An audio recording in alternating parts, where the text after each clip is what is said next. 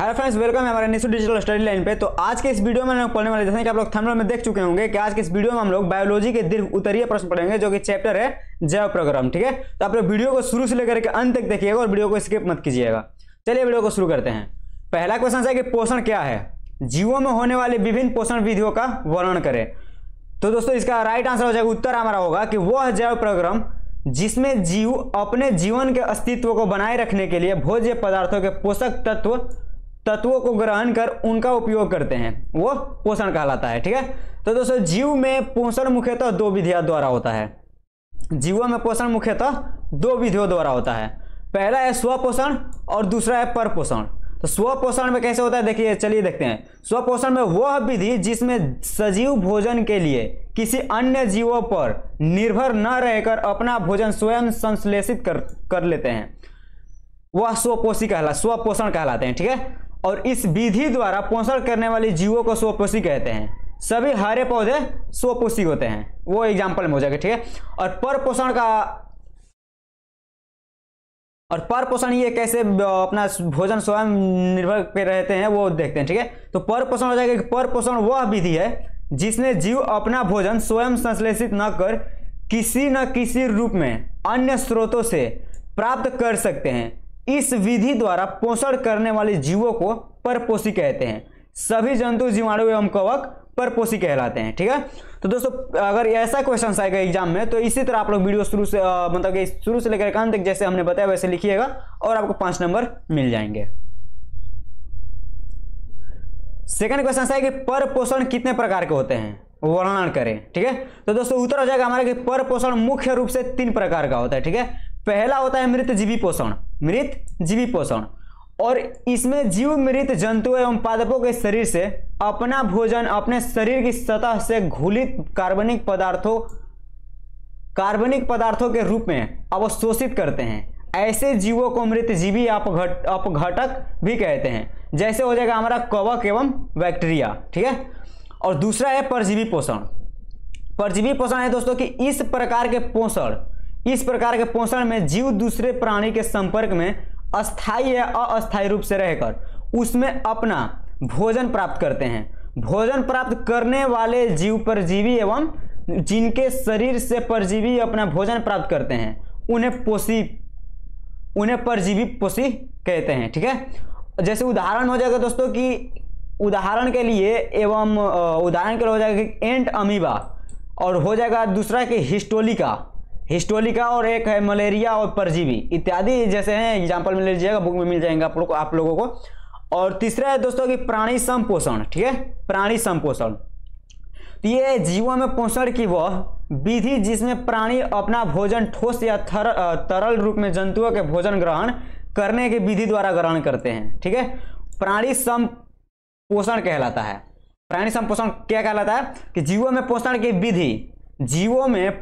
वह विधि जिसमें प्राणी अपना भोजन ठोस या तरल रूप में जंतुओं के भोजन ग्रहण करने की विधि द्वारा ग्रहण करते हैं, वो प्राणी संपोषण कहलाता है। इस विधि द्वारा जंतुओं जैसे अमीबा, मेढक, मनुष्य में पोषण होता है। ठीक है, थर्ड नंबर क्वेश्चन है दोस्तों कि मनुष्य में दोहरा परिसंचरण की आवश्यकता क्यों होती है, व्याख्या करते हुए समझाएं।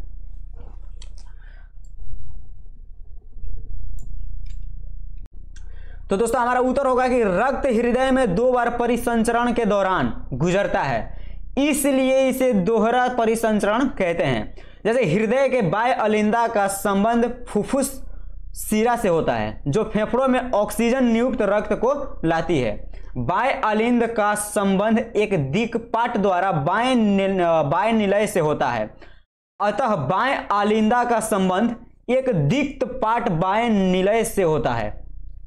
अतः बाएं अलिंद का ऑक्सीजन युक्त रक्त कपाट खोलकर बाएं निलय में भरा जाता है। बाएं निलय का संबंध एक महाधमनी से होता है। ठीक है, अतः बाएं निलय का ऑक्सीजन युक्त रक्त इस महाधमनी से होकर पूरे शरीर में चला जाता है। फिर शरीर विभिन्न भागों से ऑक्सीजन विहीन अशुद्ध रक्त महाशिरा द्वारा दाएं अलिंद में आता है। दाएं अलिंद और दाएं निलय के बीच त्रिकपाट होता है, अतः दाएं अलिंदा का रक्त इस कपाट से होकर दाएं निलय में आ जाता है और दाएं नीले का संबंध फुफ्फुस धमनी से होता है जो फेफड़ों तक जाती है। वहां उसकी कार्बन डाइऑक्साइड फेफड़ों में चली जाती है और ऑक्सीजन रक्त में आ जाता है। ठीक है दोस्तों, अगर आप लोगों को क्वेश्चन समझ में आ रहा है तो प्लीज चैनल को सब्सक्राइब करके जाइएगा। ठीक है, 4 नंबर क्वेश्चन है दोस्तों कि मानव के रक्त के कार्यों का वर्णन करें। तो दोस्तों उत्तर हो जाएगा कि रक्त के कार्य, रक्त एक तरल संयोजी ऊतक है क्योंकि वह अपने प्रवाह के दौरान शरीर के सभी ऊतकों का संयोजन करता है। और पहला है दोस्तों कि यह फेफड़ों से ऑक्सीजन को शरीर के विभिन्न भागों में परिवहन करता है। और दूसरा है यह शरीर की कोशिकाओं से CO2 को यानी कि ऑक्सीजन को फेफड़े तक लाता है जो श्वासोच्छ्वास के द्वारा बाहर निकल जाता है।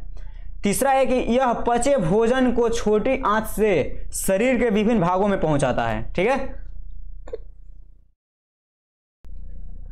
चौथा है कि यह शरीर को विभिन्न रोगाणुओं के संक्रमण से सुरक्षा प्रदान करता है क्योंकि रक्त के घटक WBC शरीर के प्रतिरक्षा तंत्र का निर्माण करते हैं। ठीक है, और पांचवा है कि रक्त पटिकाणु रक्त जमने में सहायक होते हैं। ठीक है दोस्तों, आप लोगों को क्वेश्चन समझ में आ रहा है तो प्लीज लाइक करते जाइएगा। क्वेश्चन नंबर 5 नंबर क्वेश्चन है कि वृक्क का नामांकित चित्र बनाकर वर्णन करें।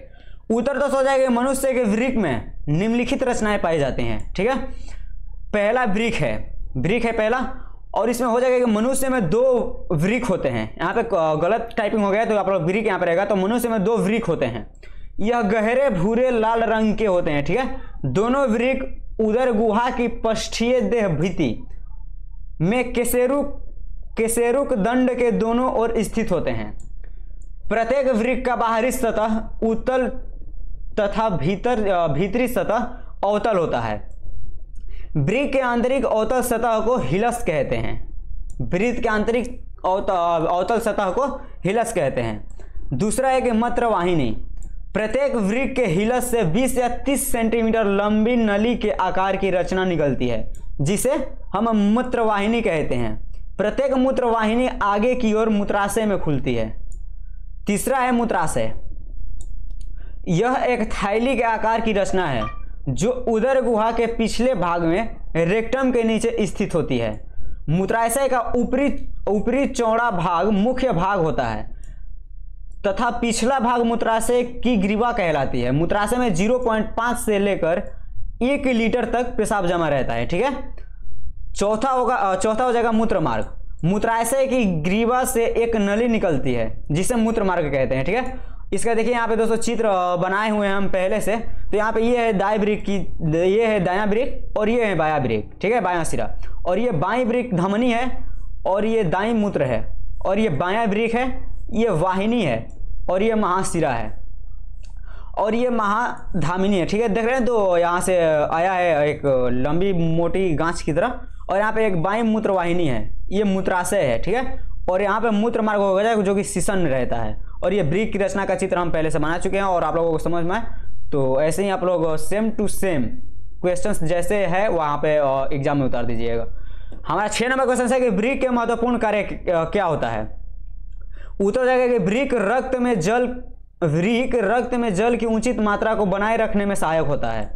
यह रक्त में खनिज की सही समानताएं बनाए रखता है। ठीक है, यह शरीर से दूषित पदार्थों का उत्सर्जन करते हैं, अन्यथा अगर यह शरीर में रहे तो उस जीव के लिए खतरनाक साबित होते हैं। वृक्क रक्त के संपूर्ण आयतन को अवस्थित करता है। शरीर में अत्यधिक रक्तस्राव होने से रक्तचाप कम हो जाता है, जिसमें कम मात्रा में ग्लोमेरुलर फिल्ट्रेट बनता है। वह वृक्क से निम्न मात्रा में मूत्र का उत्सर्जन होता है। इस प्रकार शरीर में तरल पदार्थ की अवस्था में सभी लवण, ग्लूकोज और अन्य पदार्थ संचित रहते हैं। अगर आप लोगों को क्वेश्चंस दोस्तों समझ में आए तो प्लीज़ चैनल को हमारे सब्सक्राइब करके जाइएगा, और ऐसे ही वीडियो देखने के लिए हमारे चैनल को अवश्य सब्सक्राइब कीजिए।